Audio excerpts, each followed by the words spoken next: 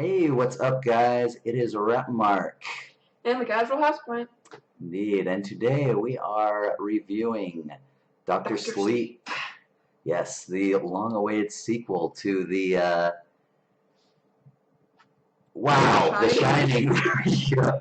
So it's about 1 o'clock. We've both had very long days, so we're gonna do our best. Oh my gosh! I'm so to start off, like when I went into this, I thought it would be an intriguing movie, but it exceeded all of my expectations in pretty much every way. Like the cast was great. I thought the music, the shots, locations, the like. I was amazed at what they brought into it, considering it wasn't, Kubrick that actually did this film this time. Can't come back from the dead. Yeah, indeed. Like, what were your initial thoughts going into it before you actually saw it? Going into it, I didn't really think it would end up playing as far into the initial Shining as it ended up doing, just because I didn't know quite if they were able to get, like, all the licenses and just information. They weren't able to get all the shots, which you'll notice, but they were able to recreate. But they did it in a pretty good way, so it's suitable for the film. And it just touches on a bunch of key points that people who love their Shining will notice for sure. Your brain picks up on it, and you just notice little things even before they're at the hotel the entire time.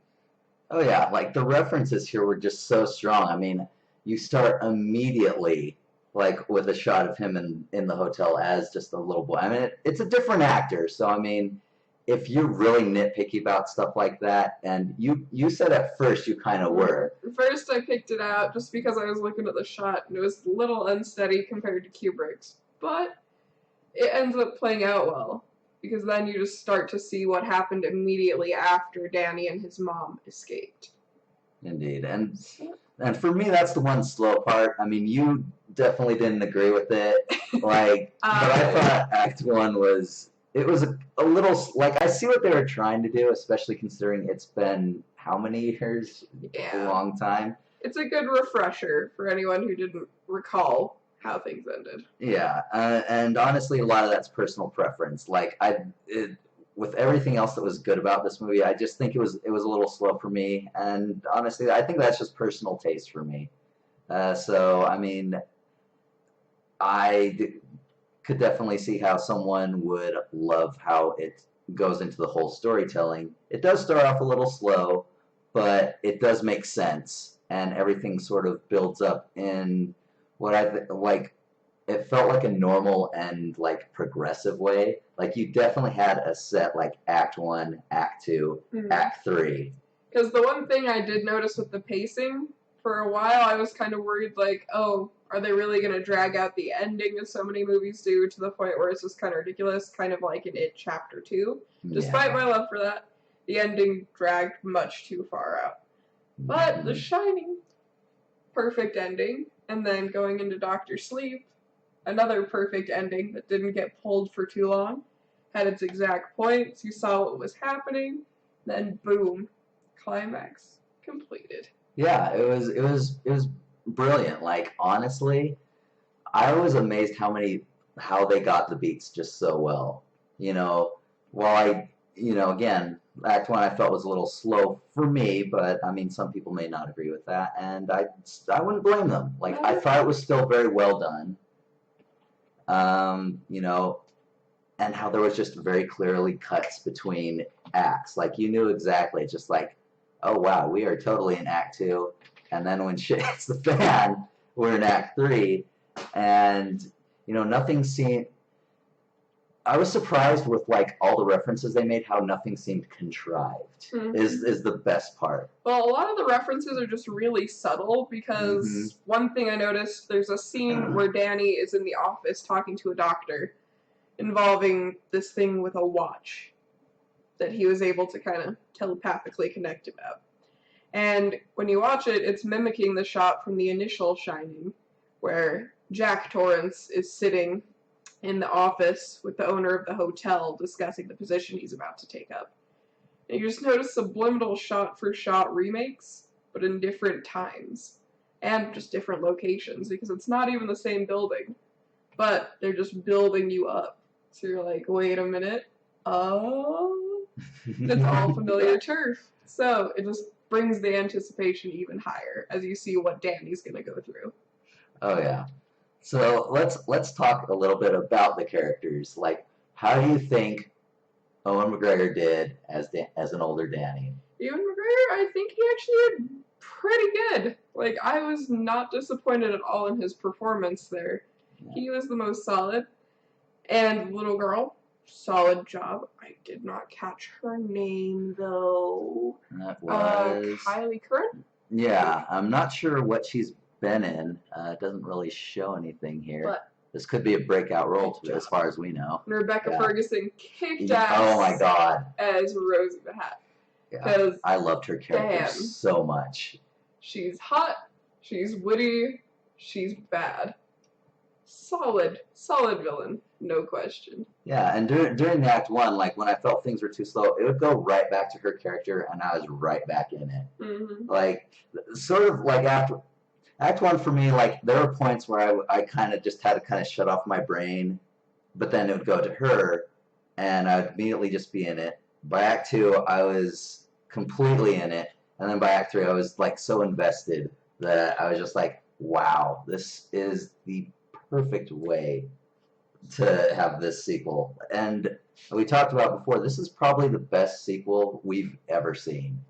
By far. Like, I was not disappointed in the slightest, and I will say, on behalf of Rebecca Ferguson, the commercials did not do her character any justice at all. They were hokey and terrible, but she killed it, and her character's actually pretty cool in the bottom line of things. Oh yeah, I love her character, like her motivations and everything. I mean, we'll get into more of that in the spoilers, but I mean, I'm excited. Oh yeah, but oh my gosh, like the outfits of the cult, it was amazing.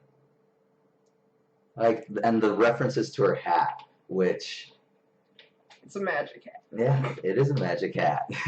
And unfortunately, it's full of violets. Yes. Oh my gosh. So, oh my gosh, the shots though. Like, oh, the shots, especially in the third act. The third act, there are some killer shot-for-shot remakes that, in my head the whole time, I was like lining up intensely. I was like, are they? Oh my god, they're doing it! It's like, oh my gosh, and it lighting, matches up with what's happening in the storyline too, involving the gift of The Shining. Because it's all about placement. Yeah, literally, like, as, you know, both people who have worked in film, we know definitely how anything from, like, the position to type of light you're using, like, can influence anything. Mm-hmm. The angle of the shot, the actual angle length, like, what lens angle you're using. Mm-hmm. And it's, like, the way they blended it together, I was impressed. Like, I was expecting an intriguing movie. I was not expecting, like, something this close to what I felt was perfection. Mm-hmm. And plus, I was a little worried about the whole return to the Stanley just to see how it was going to look. Mm. And yes, of course, you know that it's not the actual hotel still, but it looks amazing. Besides a couple little shadow issues here and there, the building that they made surrounding all the characters, absolutely gorgeous, recreating all the rooms, doors, everything.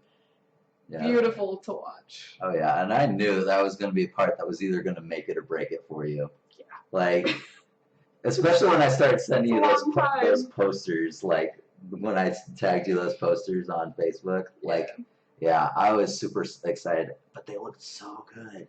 Like, especially the door with his face in it.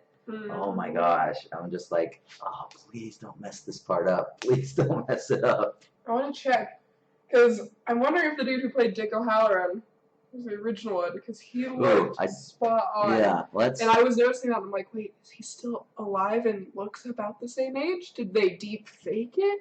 What happened? Okay, no, it's not the same one. I found him. So Dick Halloran, it was played by Carl Lumbly. It was originally played by Scatman Crothers. All right.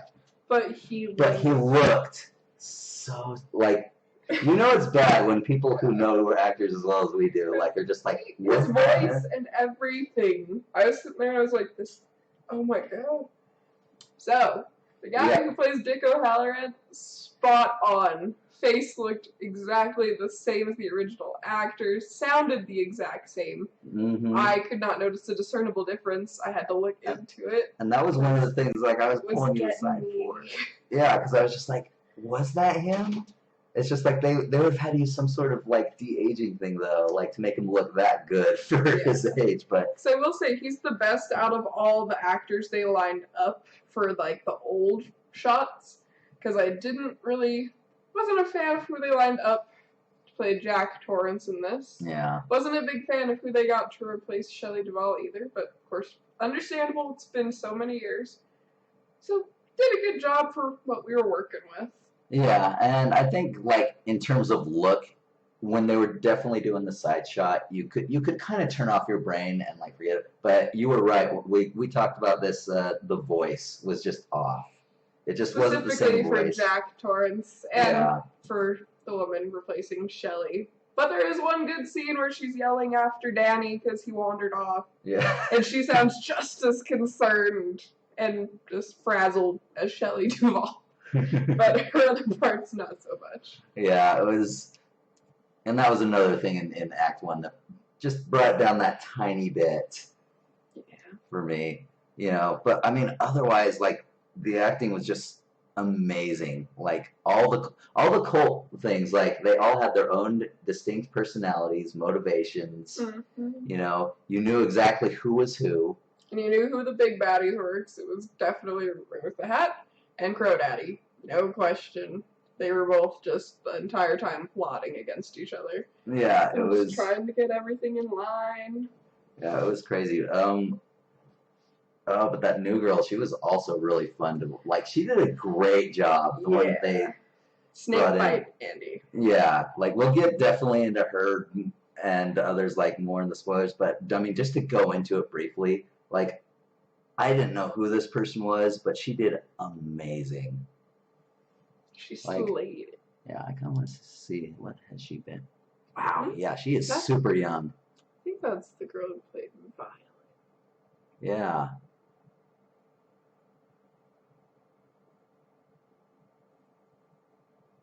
Yeah, I think you're right. And mostly TV. Wow, this was like a good movie. She did an amazing job. Mm-hmm. Like, hopefully this definitely gets her more work because, yeah, she was probably one of my favorite, like, side characters. She had a good backstory going for her, but she made some bad decisions. Indeed. So, win some, you lose some, but she was a cool character. Indeed. And everything was just so rewarding. Like the ending was rewarding. And there were so many references. Like, even as the credits were rolling, you know, you hear, obviously, the old-time 20s music that, you know, you come to associate. The same song that ended The Other Shining. And then it just stopped. There's no music. It's just ambient noise in the cold of night, in the dead of night in the Colorado winter.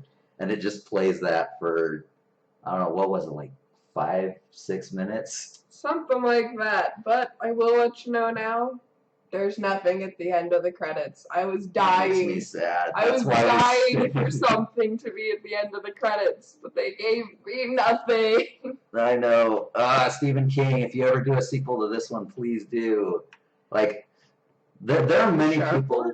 Yeah, there are many people like it's Stephen King. Like, have you read any of his books? I've read Cujo.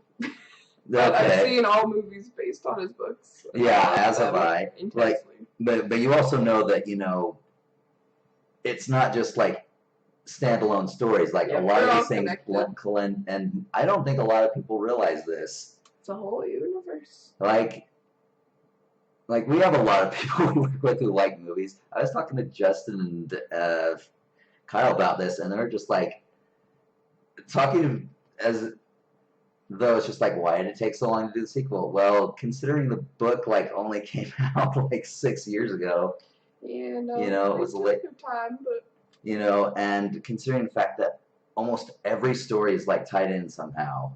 And I will give it The Shining is a pretty hard follow-up, so people were probably scared to try making Doctor Sleep just because, even though Stephen King hated Kubrick's version because it didn't do his book the justice he wanted, Stephen King even said this movie redeems it. So, I mean, Kubrick didn't do that bad, did he? Indeed, considering that they still used a lot of his shots. The visual stuff, completely still Kubrick-ish. And even a lot of it. And even the scenes in the hotel, like the lighting was very similar. You know, it was very bright. Visual. Yeah, it was very bright, but there were a lot of shadows. Like you could definitely tell, like it had the ominous feel. Like the soundtrack also follows closely with the original, because you hear all the breathing, the rustling of sheets, every little thing, wheels turning. Like it did stick to that. Like the sounds were very. The sounds were very, very in-depth to filling the mood. I really like, because a lot of movies we have been seeing recently do go with the minimalist soundtrack versus having a bunch of orchestral stuff. Yeah. Because it just fits it better. Because in real life, you wouldn't be hearing all of this ominous background noise. You would just, hear maybe like a computer running in the distance, car occasionally passing by, loud neighbor somewhere. But movies get that silence perfectly. I know. Like this one was the perfect. Like we've hit some gold on some of these ones, like with the Zombieland 2, and this one for sure. Like Ad Astra was pretty okay. Yeah. It's pretty okay for monkeys in space. Yeah, it was a little weird. But yeah, this one. Oh my gosh, I think this definitely goes amongst my best of the year. I'm not sure if it takes the one spot for full sure yet. I may need to watch it again to actually catch some things that I probably missed the first time around. For me, it takes the cake, but I know I'll poke holes in my own umbrella the more I watch it. Exactly. I mean, that's kind of what you have to do. Especially with something like this, when it's something so in-depth and it's a sequel. Mm-hmm. Because now I want to watch The Shining and like see all those shots. But then the issue is I want to watch The Shining and then watch Doctor Sleep again, and no one has the spare money for that. I know. Oh gosh, so many. Worth it. Indeed. All right, so let's go to our final verdicts. So, what are you giving it and why? Full 10. Full 10. So you think it was perfect? Nothing brought it down at all? Nothing brought it down in my head except for the kind of early on replica actor shots. Specifically, Mr. Jack Torrance's vocal parts. Because I feel like Jack Nicholson should have just dubbed over it. Yeah, because he has such a distinctive voice, yeah. I mean, if he said no, he said no, and I respect the man, so. Exactly, and he is pretty old, and isn't he, like, technically in retirement? I don't know if he's in retirement, but he's doing I think I remember hearing something. Maybe. I haven't seen him in anything for a minute, but yeah. But I will also say I'm biased. The Shining was the first horror movie I ever saw, so it influenced me majorly in my life and my taste in things. So having a sequel lined up with it, I am more than excited. So. Hell yeah. So me, I wanted to give this a 10. I really did. But it was just the slowness of Act 1 for me, plus, again, the duplicate actors. It did bring it down. I'm giving it a solid 9, though. It is a solid 9. I wanted to give it a 10. But question is, if you're giving this a 9, The Shining has an even slower beginning. So yes, you give The Shining a 9 for that same reason. Well, The Shining came out before I was doing reviews on Facebook or YouTube. Really? Yeah, I know, right? Who the fuck you guys? Yeah, exactly. It's like, how old do you think we are? I mean, you've been sucking some souls lately. You might get a couple decades under your belt. You never know. That's right. You never know. I could be way older than I look. You never know. Oh my gosh. But so yeah, I need to watch it again. Because it's been a few years since I've seen the original one, so okay, it's been a couple of years, and yes, I do feel guilty about that. God damn it! You're making me feel bad.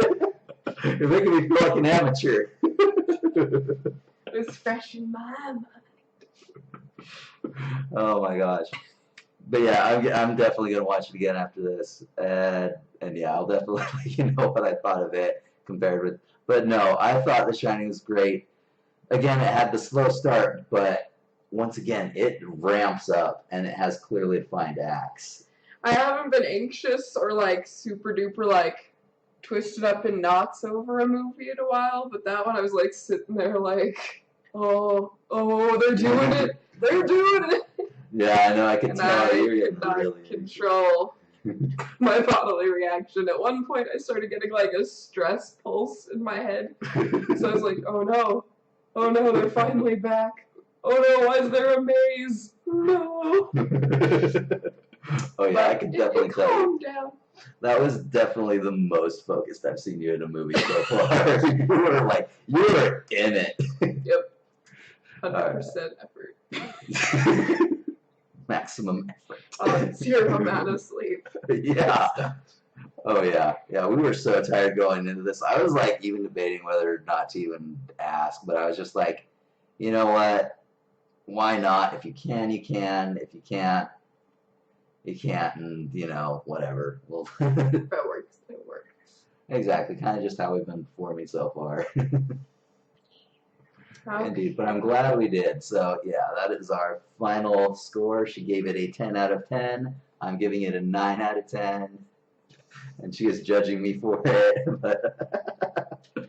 All right. So, but yeah, we're going to go into a lot about this. So I'm probably going to be splitting this video into two parts, the review section and the spoiler section, because we are probably going to really get into this. All right. So we will see you for the spoilers.